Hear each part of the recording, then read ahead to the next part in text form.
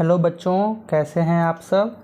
इस particular video में हम शुरू करने जा रहे हैं नया chapter cell the unit of life, जो कि क्लास 11 बायोलॉजी का बहुत ही इम्पॉर्टेंट चैप्टर है।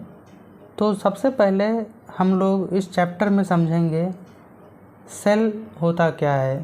तो सबसे पहले हमें यह समझना होगा कि अगर कोई सेल है, इसको मैं सेल कह रहा हूँ, तो ये सेल माइक्रोस्कोपिक होते हैं। माइक्रोस्कोपिक मतलब हम इनको अपनी नेकेड आइज से नहीं देख सकते। इनको हमें ऑब्जर्व करने के लिए एक स्पेशल इंस्ट्रूमेंट चाहिए, जिसको हम माइक्रोस्कोप कहते हैं। और माइक्रोस्कोप की हेल्प से हम किसी भी बहुत ही स्मॉल ऑब्जेक्ट को हम मैग्नीफाई करके हम उसे देख सकते हैं। तो सेल समझने से पहले उसकी एग्जिस्टेंस है कि नहीं, उसको जानने के लिए माइक्रोस्कोप का इन्वेंशन बहुत ज़रूरी है। तो सबसे पहले इन्वेंशन ऑफ माइक्रोस्कोप ये बहुत ही इम्पोर्टेंट था।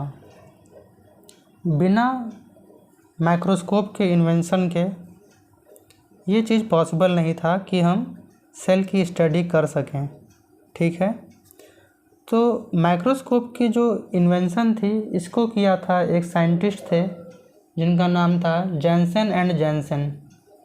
जैनसन एंड जैनसन ने इस माइक्रोस्कोप को डिस्कवर किया था। और माइक्रोस्कोप को डिस्कवर करने के बाद में साइंटिस्ट लोगों ने सेल की स्टडी करना स्टार्ट कर पाए थे। ठीक है, तो सबसे पहले साइंटिस्ट जो माइंड में आते हैं वो हैं Robert Hooke. Robert Hooke scientist जो थे, इन्होंने सबसे पहली बार एक डेड सेल को ऑब्जर्व किया था। जो इन्होंने सेल देखी थी वो कैसी थी? वो सेल डेड सेल थी। डेड सेल थी मतलब उसमें कोई मेटाबॉलिक एक्टिविटी, उसमें कोई मेटाबॉलिज्म किसी प्रकार का नहीं हो रहा था। और ये जो डेड सेल इन्होंने देखी थी, ये डेड सेल एक कॉर्क टिश्यू की थी। किसकी बनी थी? ये डेड सेल बनी थी एक कॉर्क टिश्यू की। और ये कॉर्क टिश्यू का ओरिजिन क्या था? एक प्लांट था। ठीक है, एक प्लांट ओरिजिन का कॉर्क टिश्यू था जो इन्होंने देखा था। इसमें इन्होंने डेड सेल्स को ऑब्जर्व किए थे। और इसमें इन्होंने जो शेप देखी थी, इन्होंने जो सेल की शेप देखी थी, वो सेल की शेप पॉलीगॉन शेप की थी। तो आपका पॉलीगॉन शेप कुछ इस तरीके से आपका बन सकता है। ठीक है, यहाँ पे मल्टीपल्स आप देख पा रहे हैं कि यहाँ पे मल्टीपल कॉर्नर्स हैं किसी भी शेप के।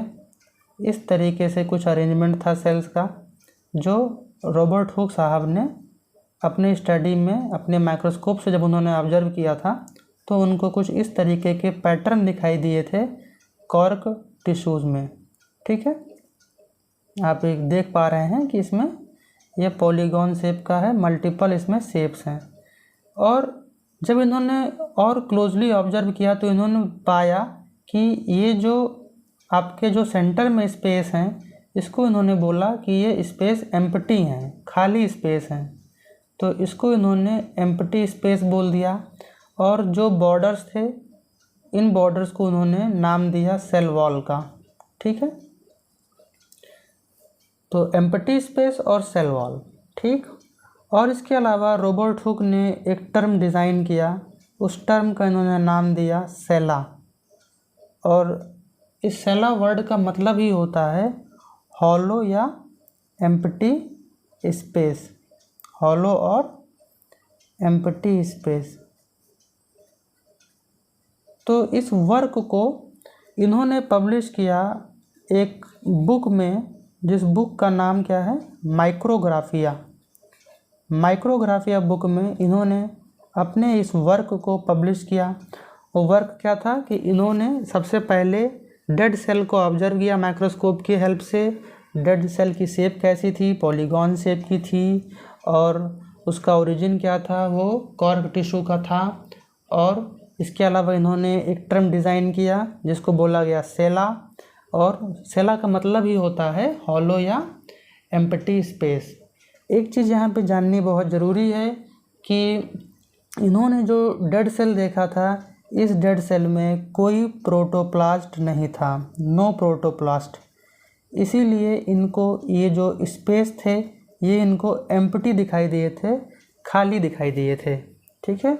और माइक्रोग्राफिया क्या थी? माइक्रोग्राफिया बुक थी, जिस बुक में इन्होंने अपने इस बुक को पब्लिश किया था, अपने वर्क को पब्लिश किया था, और ये बुक इन्होंने 1665 AD में पब्लिश की थी। तो ये तो हो गया रॉबर्ट हुक के बारे में। इसके बाद में नेक्स्ट जो साइंटिस्ट थे वो आए आपके एंटोनी वन लीवेनहुक। तो एंटोनी वन लीवेनहुक को हम लोग फादर ऑफ बैक्टीरियोलॉजी के नाम से भी जानते हैं, ठीक है। और एंटोनी वन लीवेनहुक को हम लोग इसलिए फादर ऑफ बैक्टीरियोलॉजी कहते हैं क्योंकि इन्होंने सबसे पहले फर्स्ट लिविंग सेल को ऑब्जर्व किया था। इन्होंने फर्स्ट लिविंग सेल को ऑब्जर्व किया था, और ये जो फर्स्ट लिविंग सेल था, फर्स्ट लिविंग सेल जो था वो एक बैक्टीरिया था, ठीक है। That was bacterial cell.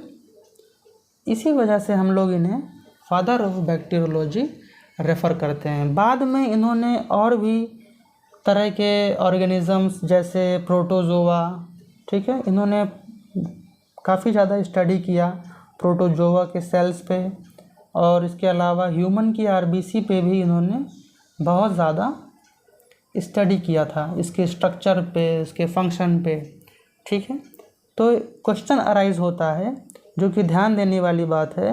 Robert Hooke sir ने फर्स्ट टाइम, पहली बार इन्होंने डेड सेल ऑब्जर्व की थी, ठीक है। और एंटोनी वन लीवेनहुक ने आपकी फर्स्ट लिविंग सेल ऑब्जर्व की थी। तो ये क्वेश्चन आता है एग्ज़ाम में कि सबसे पहली डेड सेल किसने ऑब्जर्व की थी?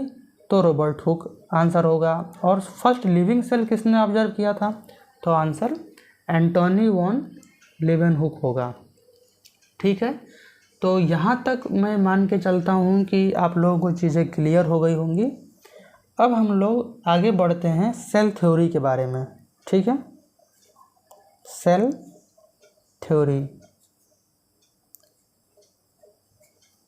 तो ये जो सेल थ्योरी थी, सेल थ्योरी दी गई थी दो साइंटिस्ट के द्वारा।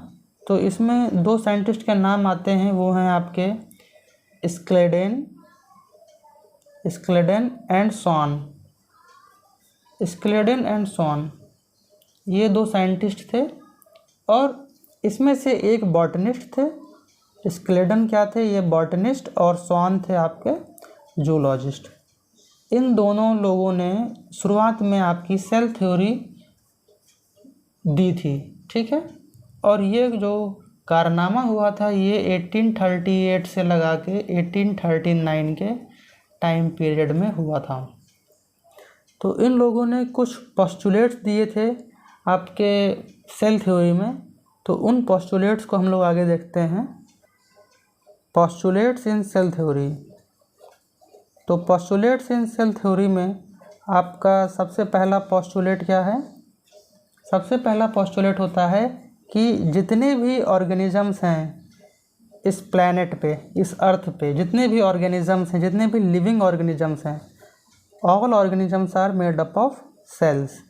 ये पहला पोस्टुलेट है जो कि बहुत इम्पॉर्टेंट है कि all organisms are made of cells. सारे ऑर्गेनिज्म, सारे लिविंग ऑर्गेनिज्म, चाहे वो प्लांट हों, एनिमल्स हों, बैक्टीरिया, फंगस, एल्गी, जितने भी हैं वो सारे के सारे सेल के बने होते हैं। सेकंड पोस्टुलेट जो आता है इसमें हम कह सकते हैं कि जितने भी सेल्स हैं, सेल्स में आपके प्रोटोप्लाज्म प्रेजेंट है। क्या प्रेजेंट है? Sales contain protoplasm.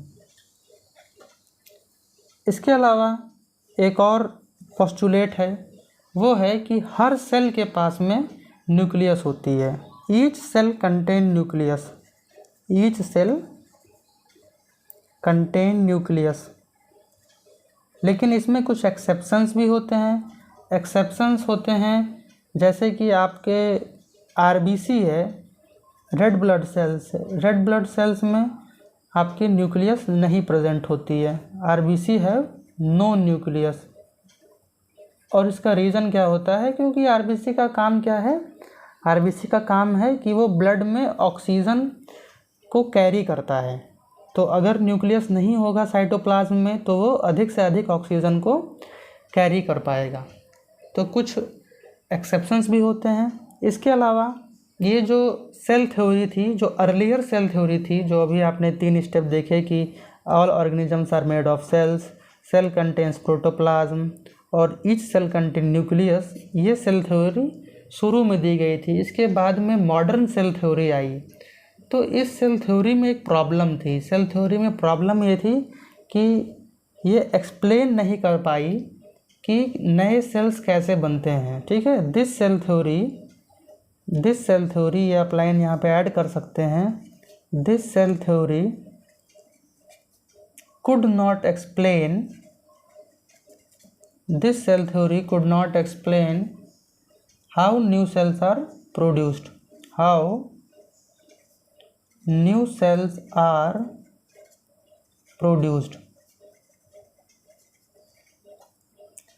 तो इस वीडियो को यहीं पे एंड करते हैं। जब हम पार्ट 2 लेकर के आएंगे इस लेक्चर का, तो हम बात करेंगे मॉडर्न सेल थ्योरी के बारे में और उसके आगे हम कंटिन्यू करेंगे। टिल देन बाय बाय, और सब्सक्राइब जरूर कर लीजिएगा चैनल को। Thank you for watching.